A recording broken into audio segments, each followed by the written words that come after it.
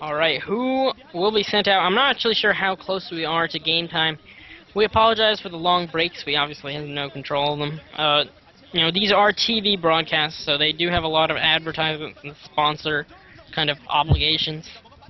Indeed. As well as a lot of hype and production value, so we do appreciate that as well. And as you can see in the top right corner, on Game Net, all day live. We are going to be going all day, or all night. Oh, I still all got morning, the man. bison. All morning. It's morning now, right? For you? It's like 6 a.m. here. Yeah, 1:17. Boom. So we are hardcore, but we have 6,000 viewers, presumably not in like the Korean time zone, all at other time zones, and up at ridiculous hours of the morning like we are, because we are true esports fans. And We so are. We're getting a shot of the KT bench. There's Flash laughing a little bit. Hey, what's up, Flash? How's it going, bro? Hope you're having fun. Oh man, you're like making a funny 5 face. seconds ahead of me. Man, how does that keep Bad happening? life. I don't know. You're not even closer to Korea either. My internets Well, are better than your kinda, internet, maybe. Spoke I Bunny. guess I'm U.S. East Coast, so I'm actually about as far from Korea as you can be. 13-hour time difference, which basically means, you know, it's really far, is what it means. It's pretty far away. And it's going to be Harangi, one of my favorite players, a spoiler Protoss alert. player on CJ here. Known in Broodor for having amazing PvP. At one point he had something ridiculous like 80% win This rate is Broodor. in PvP. And this is Broodor. Indeed it is. One thing to note is he has a very beautiful building placement. He has a perfect gateway placement. And yeah, Right. it's going to be very exciting. Interesting. By the way, you might note that his ID is in fact Harang2, but it's pronounced Harangi because the 2 is pronounced as an E in Korean for some Yeah. reason. And I think Harangi means tiger or something like that. For some reason, what, languages aren't allowed to have different ways to say numbers?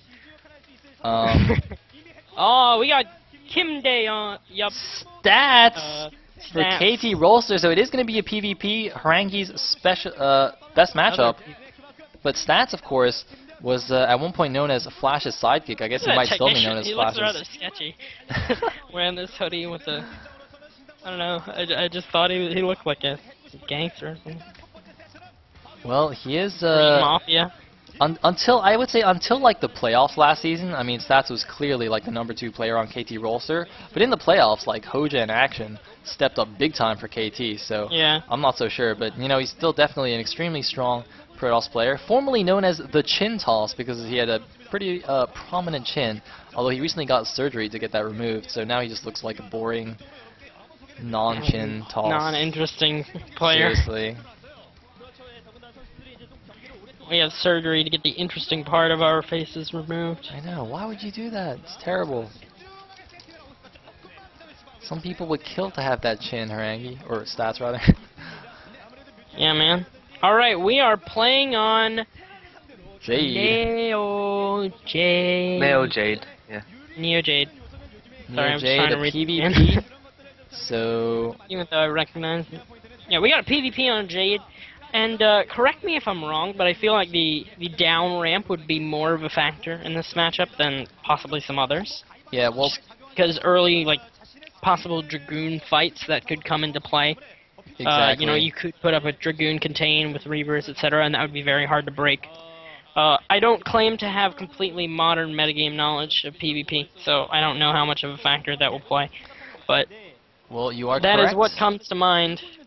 Basically, yep, the reverse ramp allows for some more Dragoon aggression in the mid game. You know, going 3 or 4 gate Dragoon is definitely a viable option, although still not too common on Jade, I don't think. We've actually saw some very crazy PvPs on this map last season. One of them actually ended up being a draw where both players DT rushed, killed each other's bases, and had no detection, except for like 1 cannon each, and they couldn't kill the cannon because they each only had 1 DT, so they had to like regame.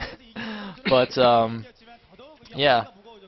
I mean, I'm really looking forward to it. Now, Harangi, I said, was a PvP specialist, but last season he really didn't impress in PvP. He actually made actually showed some pretty bad games, honestly, where he made serious blunders. So hopefully he's fixed that. And Stats actually came out with some really good wins. I remember during the playoffs, he actually took a crucial game off Stork, a deciding game 7, in a playoff match between Samsung Khan and KT. So He's definitely got some skills. Stats, yeah. Stork's PvP is pretty good. Like, Absolutely. he's up there. Renowned for his Reaper control, of course. And Yeah. since it is a PvP, we do have a high likelihood of seeing Reavers, so that'll be quite exciting. Yeah, Reavers are fun units, man. If you are a StarCraft 2 fan, you haven't seen Reavers, please be excited because Reavers are fun. And I just like a word for all the StarCraft 2 fans out there. You know, we will really try our best to make you understand the finer aspects of Brood War. You know, you'll see the units moving around, but we want to tell you what's really going on so that, you know, even if you're not familiar with the game, you could follow kind of the strategies and, you know, we as much as we love StarCraft 2 and Brood War, we would like to create an appreciation for both games by both groups of fans. Exactly, guys. We want to coexist in peaceful harmony. And we love watching all games. They're all actually... I actually, you know, to be honest, I find this format really fun. You know, after that first match, you know, it might not be great for the players, but I feel like it really kept things fresh for me, you know, to have a couple Brood War sets, like, a couple StarCraft 2 sets. It's like, it definitely keeps me interested in it's like a novelty both factor. games It's like, very whoa, well. this is kind of crazy. Hey, I want to watch this. Yeah. I know what you mean, man. And it makes me Harangi interested looking in both happy games and relaxed as always. Harangi seems like always a Stretching very a cheerful bit. guy. Yeah, a bit of a smile.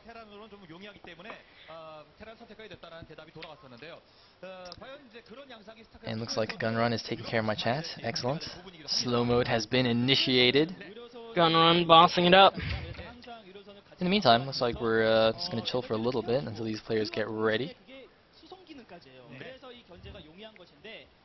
And oh, looks like that hooded guy is heading out of the booth now, so hopefully we will get started shortly. Those are fancy schmancy soundproof booths that they're in. You can see next to the commentators. Indeed. These are not unfamiliar to StarCraft 2 fans, but they are high quality stuff. Wasn't that like a major complaint at, I don't know, MLG or something, and then they finally got those in? I saw some similar the booths first at MLG, yeah. Wait, where did I saw like very similar looking booths at some event. Was it IPL? I don't know. Anyway. Come on, let's go, let's go. Yeah! Whatever he said.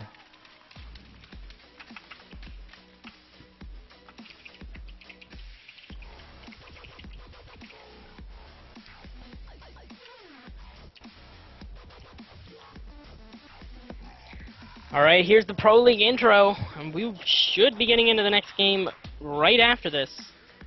So get hyped. Also, the fact that Stats is playing pushes the likelihood of Flash playing StarCraft 2 one step closer. Well said, well said. And here we go into the PvP game. on Neo Jade. Alright. And looks like we're going Allied Colors, are we? Oh no, never mind. Sorry. Yeah, we will have Ally being set up on one player so that they can select the units and distinguish them more easily. Anyway, we have in the bottom left-hand corner... Wait, I forgot already. I think bottom left is Horang, right? I believe so. I wasn't paying attention. God. I was Wait, looking at my chat. they're gonna pull up the little tab. Yeah, no, yeah, I think you're right. Yeah, Stats is top left. He's white.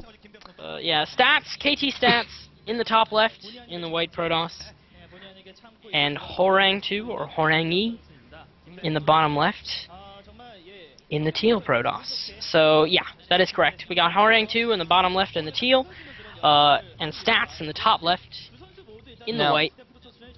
Sorry. The statistics you're seeing at the bottom right are actually the results from the series that those teams played in the first season of Pro League. So there were 3 rounds, and KT won the first 2 matches, CJ won the 3rd match that they played.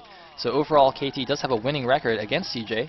And in the playoffs, they also beat CJ, I think, 2-1 in series, in best-of-7 series as well, in the 3rd, 4th place match.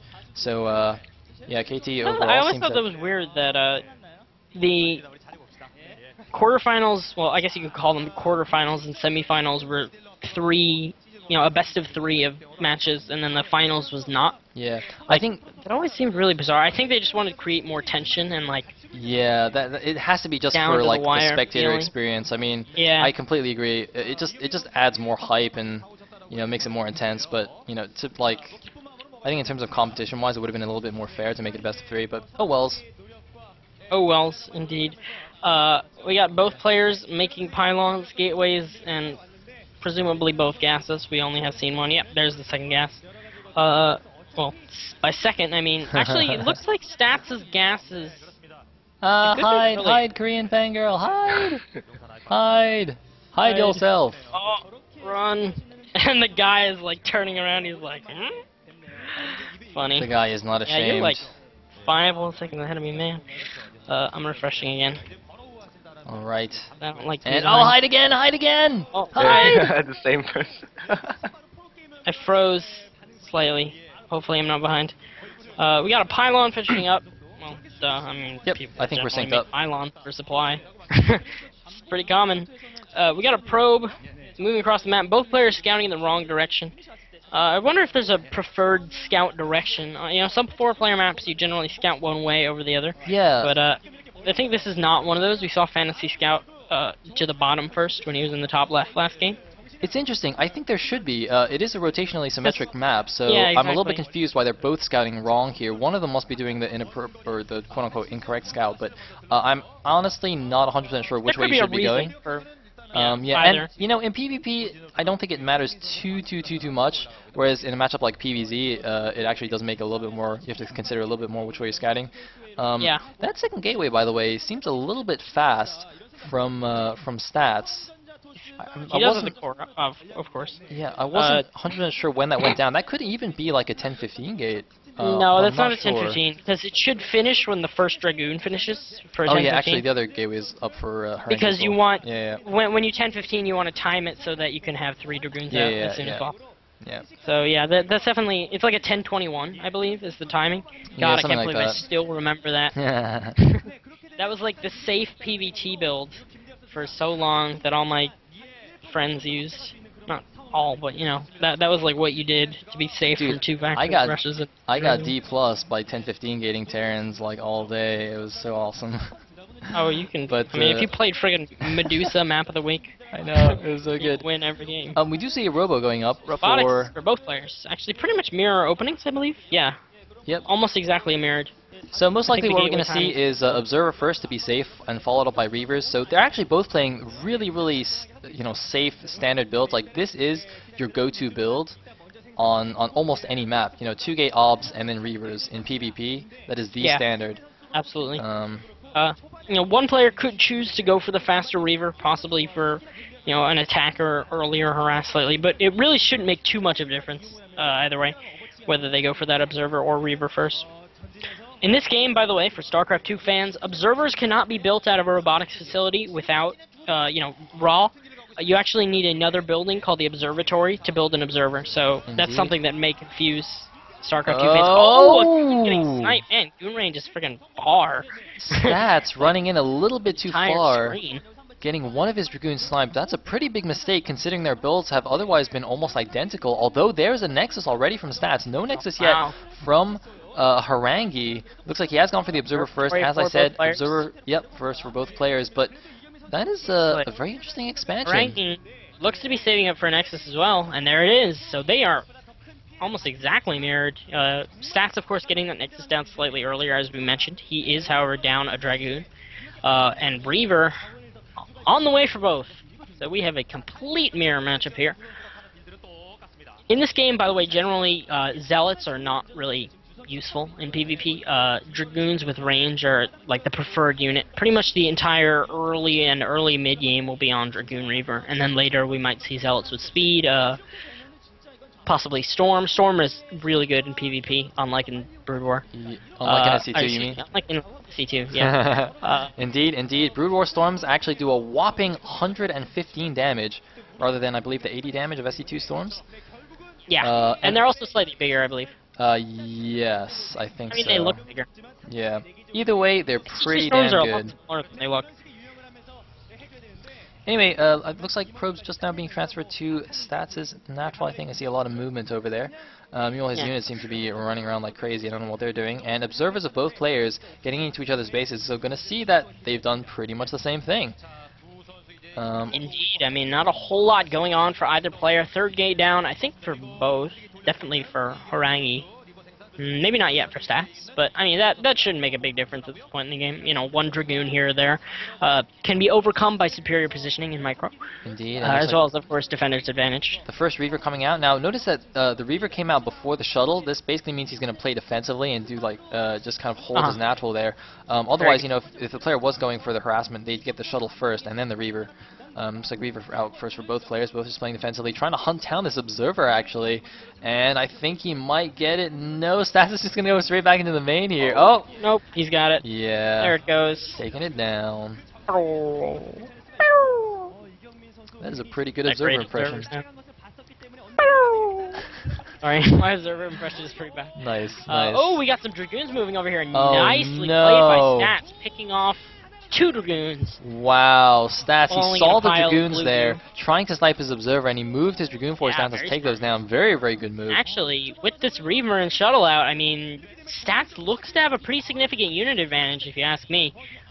He definitely has 2 or 3 Dragoon advantage, I feel, and also has the advantage of that Shuttle, and actually without the He's going Shuttle... into the natural, he's he's going into the the natural, probe Reaver! No, doesn't get a Scarab off. Man, I should have. How anticlimactic. Sorry, I should have pointed this out earlier, but actually these map positions favor Stats right now, because if you notice, the natural expansion of Harangi is facing Stats' base, so it's much easier for Stats to Reaver harass that natural than it is for Harangi to harass him. Absolutely. So a tiny positional imbalance right there in favor of the KT player, who's adding a lot of gateways in his main base. Both also adding Templar Archives. Actually, both adding gateways at almost the exact same time. Wow, these builds are certainly quite precise, I gotta say. Both it's adding pretty much everything at the exact same time throughout the game. Yeah. You know, we've got Templar Archives done for both players. I would suspect they are both researching Zealot leg speed as well as Storm, as those are the logical things to research with these buildings. And it's so funny because that just shows you how perfect these players have practiced their builds to. Like, they're just doing things at exactly the same time. It just takes hundreds and hundreds of games of doing this build. You just know it down to the second, everything that you need. Even if you get thrown off, you lose a couple of Dragoons here and there, they still just know this build. Meanwhile, 1DT going out towards the third base of Stats, or it's the potential third, rather. It hasn't been taken yet. There is effort. Just hoping to deny it for a little longer. One thing to note for StarCraft 2 fans, Templar Archives allows you to produce both High and Dark Templar. Indeed. There is no separate building. Indeed, it's pretty awesome. If you're a Protoss player, I mean... Well, of course, that's all we care about, cool man. For you Protoss players. Yeah, dude. Nobody cares about Zergs. Nobody cares about Terrans. Looks like Stats is preparing to take his third, putting a pylon over there. Unfortunately, the probe dies to the Dark Templar. Indeed, and then Templar will also start killing those pylons. Another interesting thing to note, by the way, is that there's an interesting, I guess, feature, some people will call it a bug, where DTs killing workers actually don't trigger a warning because they one-shotted the unit. So if you get like a DT in your probe line, it can actually kill every single probe, and you won't get an alert on the mini-app or anything. The game just won't tell you that your probes are dying.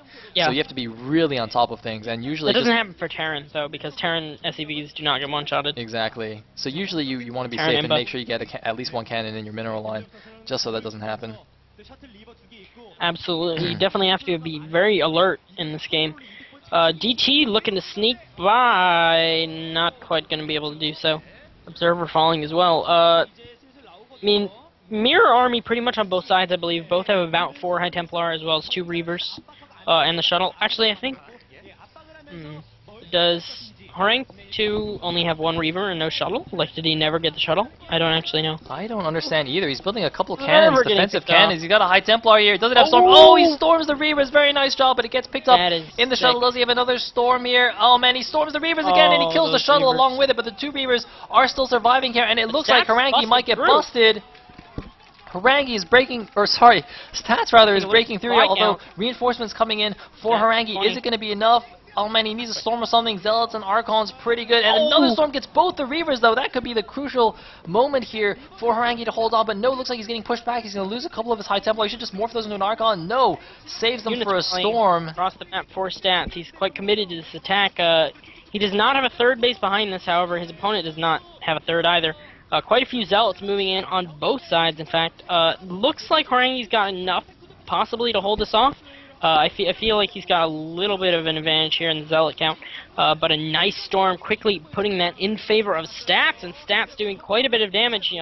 Supply count, however, is actually quite even, so I feel like maybe Stats has a lower probe count. I'm not actually sure, but you know, just looking at the map and seeing how many more units Stats have and the supply counts, I feel like Stats probably has less probes. It must be Dragoon's something falling. like that, yeah. Yeah. Third base on the way for Stats.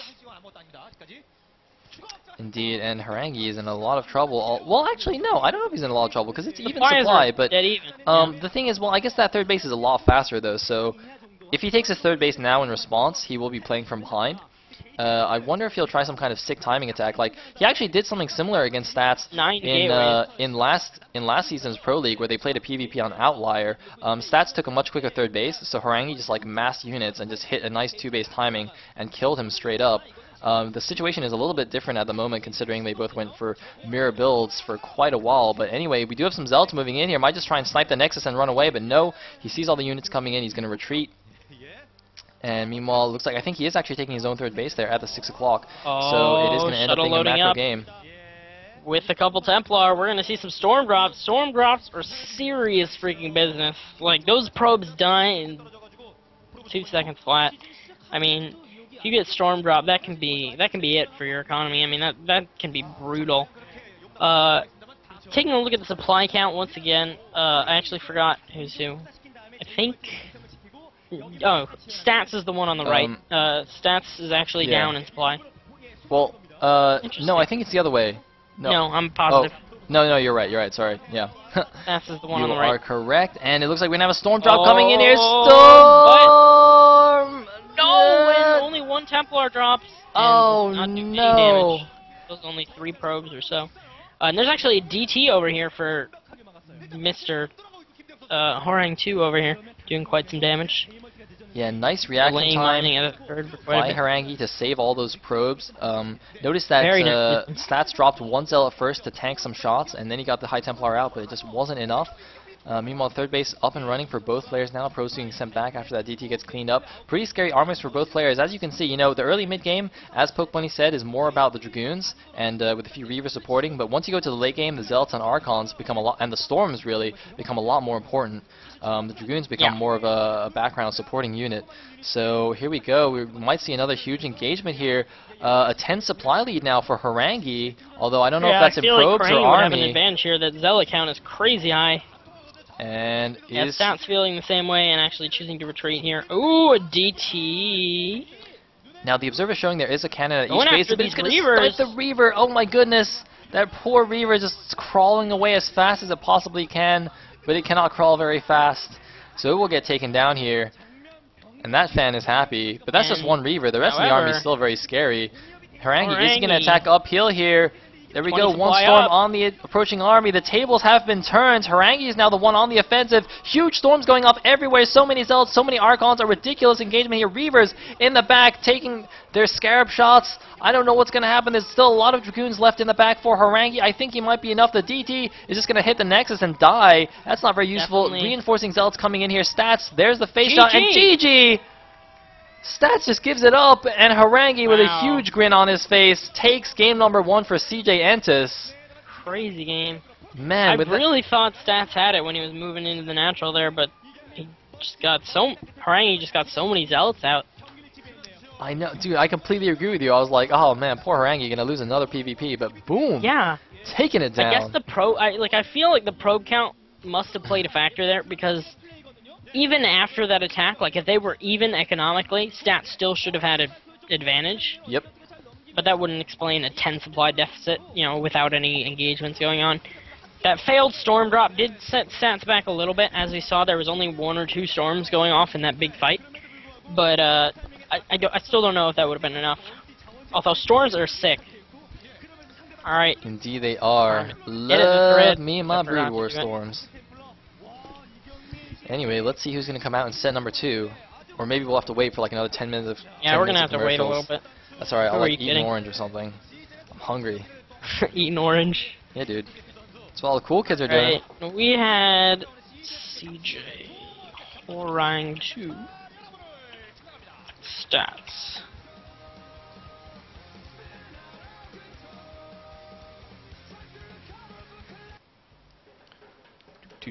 Hey, commercials, what do you know? Oh, but after this, we should get the winner's interview, so our Korean translator can translate for us. That'd be nice. Yeah, sure. Awesome. You know, I just didn't want to butt into your commentary, so. Yep, that's cool, dude.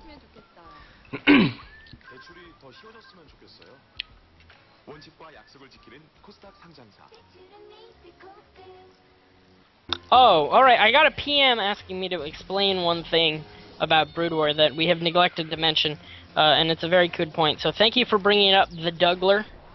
High ground in StarCraft 2 versus Brood War. This is actually something that would play quite a factor, considering we just saw a map with an inverted ramp and actually Indeed. quite a few ramps all over.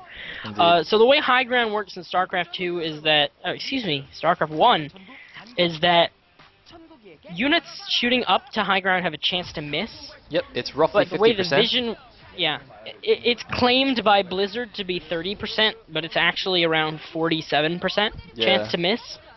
And so the way the vision works is you can't see up high ground the same way as StarCraft 2, but if a unit on high ground shoots you, you can see it for a few seconds. Yep. So like if a tank on high ground shoots you, you can shoot back for a couple seconds and then it disappears again unless it shoots you again. So that's the way high ground works in StarCraft 2. No, God damn it. StarCraft Brood War.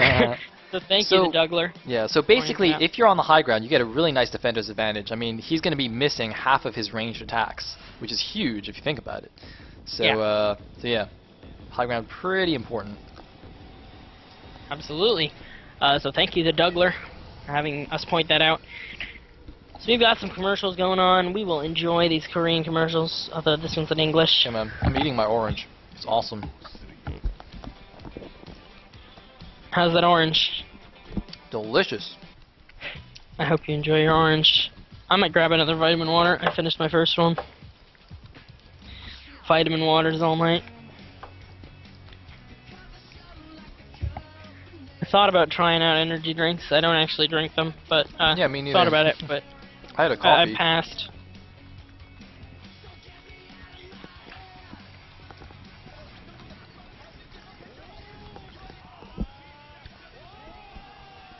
Oh, looks like we're seeing some epic highlights from Season 1. Man, those are some sick Wow, that was moments. a sick lurker egg thing. I know, right? It's a hard one to explain to a StarCraft 2 fan, but...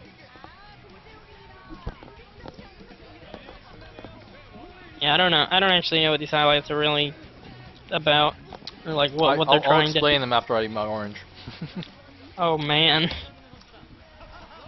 Your important orange.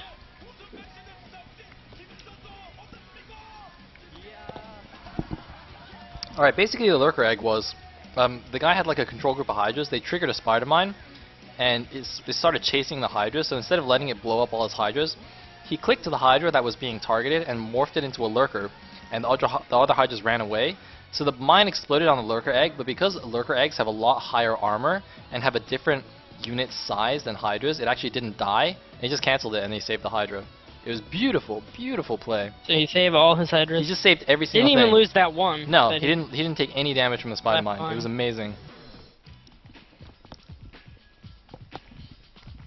OME, oh my esports. That's a great phrase. Oh my esports. It's like oh my god, but it's oh my esports. And we are back, hopefully with an instant replay and winner's interview. I wonder. There's Horang 2, or Horangi, I don't know which we should call him. Yeah, here we got a bit of discussion on this game. Go, translate.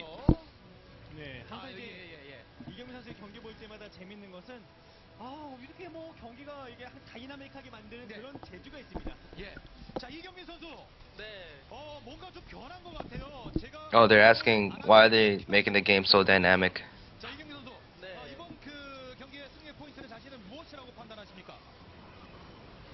It's like, what do you think he won this game? The main pointers. 남몰래 일한 프로브 덕분에 이긴 것 같아요. 남몰래 일했다고요? 우리 다 보고 있었는데요.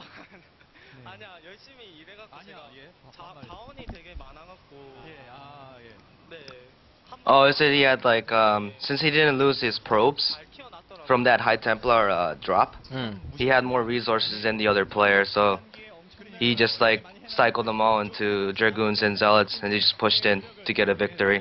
Yeah, I mean, it really looked like that's actually a point that I feel like, you know, if I was able to kind of look over this replay really specifically, it's something that I'd check out. Is definitely the probe counts while stats had the advantage. Or so it appeared. Like at this point right here, because you know, from the visuals we just saw, it actually didn't look that different. Indeed. What are they saying now? What are they saying now? Right now, in some perfect like shuttle timings and just that general push that he had. Oh. But I couldn't hear it because of Yeah, because I was talking. Sorry. I'll shut up. 아니요, 자청은 안 했는데 그냥 솔직한 질문이. 네, 믿고 내보내주신 것 같아요. 예.